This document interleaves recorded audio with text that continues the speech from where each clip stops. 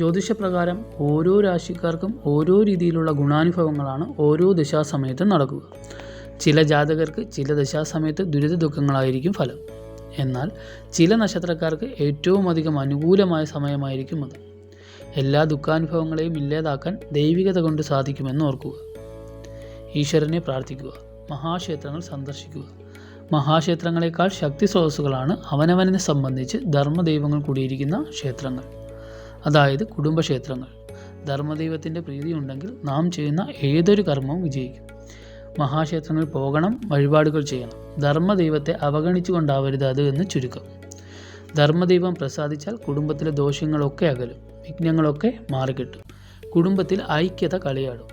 ഭഗവാൻ മഹാവിഷ്ണുവിനെ കൂടി പ്രാർത്ഥിക്കുക. ശത്രുദോഷങ്ങളൊക്കെ അകന്ന് ജീവിതത്തിൽ സന്തോഷവും സമൃദ്ധിയും കളിയാടുന്ന ചില രാശിക്കാരുണ്ട്.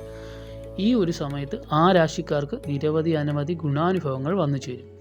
ജീവിതത്തിൽ ഇവർ എത്ര വലിയ പ്രതിസന്ധിയിലാണെങ്കിലും അതിനെയൊക്കെ തരണം ചെയ്യാനുള്ള ആത്മബലം അവർക്ക് ലഭിക്കുന്ന സമയമാണിത്.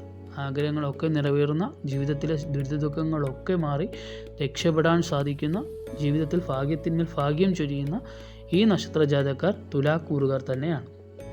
തുലാക്കൂറുകാർക്ക് ഇത് സമൃദ്ധിയുടെയും സന്തോഷത്തിൻ്റെയും സമയമാണ്. ചിത്തിരയും ചോതിയും വിശാഖവും അടങ്ങുന്ന തുലാക്കൂറുകാർ ഭാഗ്യത്തിൻ്റെ കൊടുമുടിയിലെത്തുന്ന സമയമായിരിക്കും. ആഗ്രഹിച്ചതൊക്കെയും ഈ നക്ഷത്രക്കാർ നേടിയെടുക്കുക തന്നെ ചെയ്യും. ഇവർ ക്ഷേത്ര ദർശനം നടത്തണം. ചൊവ്വാഴ്ച വ്രതം അനുഷ്ഠിക്കുന്നത് നന്നായിരിക്കും. കുടുംബത്തിലെ ഏതൊരു കാര്യവും ഇവർക്ക് നന്നായി നിർവഹിക്കുവാൻ സാധിക്കും. അടുത്തുള്ള ക്ഷേത്രത്തിലെ ദുർഗയ്ക്ക് നെയ്ദീപം കത്തിച്ച് പ്രാർത്ഥിക്കുക. ഇങ്ങനെ ചെയ്താൽ കുടുംബത്തിലെ ഐക്യത വർദ്ധിക്കുവാനും ശുഭകാര്യങ്ങൾ മംഗളകരമായി നടക്കുന്നതിനും സഹായിക്കും. സന്താനങ്ങളുടെ ജീവിത സൗഭാഗ്യത്തിനും തൊഴിൽ, ജീവിത നിലവാരം, വിദ്യാഭ്യാസം, വിവാഹം എന്നിവ അവരവരുടെ ആഗ്രഹപ്രകാരം കരഗതമാകുവാനും ഒരിക്കൽ കുടുംബസമേതം രാമേശ്വരത്ത് പോയി അവിടുത്തെ തീർത്ഥങ്ങളിൽ നീരാടി അവിടെ കുടികൊള്ളുന്ന രാമനാഥ സ്വാമിയെ, അതായത് ശിവഭഗവാനെ യഥാവിധി വഴിപാടുകൾ നടത്തി പ്രാർത്ഥിക്കുക. കുടുംബാംഗങ്ങളുടെ ആരോഗ്യത്തിനും സൗഭാഗ്യത്തിനും ഗുരുവായൂർ ദർശനം നടത്തുക. നിങ്ങളാൽ കഴിയുന്ന തുക കാണിക്കയായി സമർപ്പിക്കുക. 1 രൂപയെങ്കിൽ 1 രൂപ. ആറ്റുകാൽ ഭഗവതിക്ക് കുങ്കുമാർച്ചന നടത്തുക വഴി നിങ്ങളുടെ തൊഴിൽപരമായ എല്ലാ പ്രശ്നങ്ങളും മാറിക്കിട്ടും.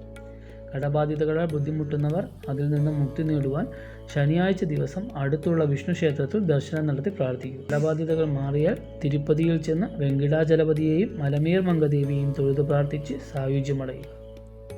അടുത്ത ഭാഗ്യനക്ഷത്ര ജാതകർ മേടക്കൂറുകാർ തന്നെയാണ്. അശ്വതിയും ഭരണിയും കാർത്തികയും അടങ്ങുന്ന ഈ കൂറുകാർക്ക് ഇത് സമൃദ്ധിയുടെയും സന്തോഷത്തിൻ്റെയും സമയമായിരിക്കും. നേട്ടങ്ങൾ ഉണ്ടാക്കുവാൻ പോകുന്ന ഒരു സമയമാണ് നിങ്ങൾക്കിത്.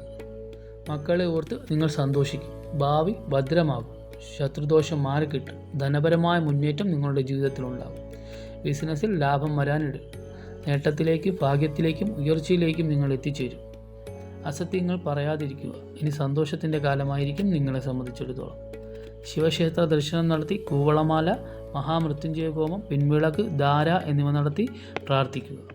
ഇനി നിങ്ങളുടെ നല്ല നാളുകളാണ് കടന്നു വരാൻ പോകുന്നത്. ദൈവികതയോടുകൂടി മുന്നോട്ട് പോകുക. ഈശ്വരാനുഗ്രഹം എപ്പോഴും നിങ്ങളോടുകൂടെ